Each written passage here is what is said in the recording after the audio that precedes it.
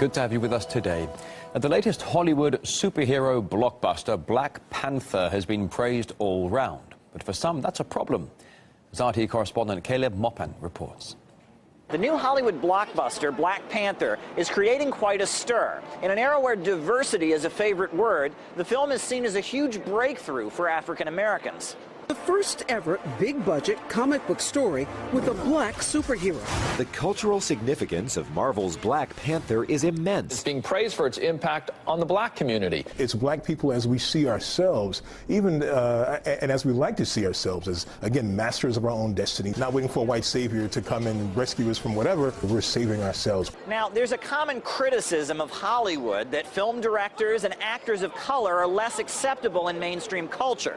So the fact that a film like Black Panther is making such a huge splash is seen as a huge breakthrough and success by many Americans. It shows positive African American heroes, and that's something that hasn't been in film, and I think it's fabulous. Now there's finally a movie that represents black people as, like, I don't know, the good guys for once. Now, it's pretty clear the film is touching a nerve in U.S. society. As some say, criticizing the film is unacceptable.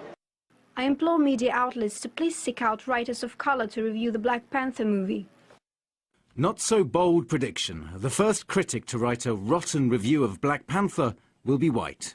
Now, we decided to ask moviegoers here in New York City if they thought the film was good or bad for American political discourse. Folks on the internet are saying that if you're white and you criticize the film, that's unacceptable, that's racist. Do you buy that? No, absolutely not.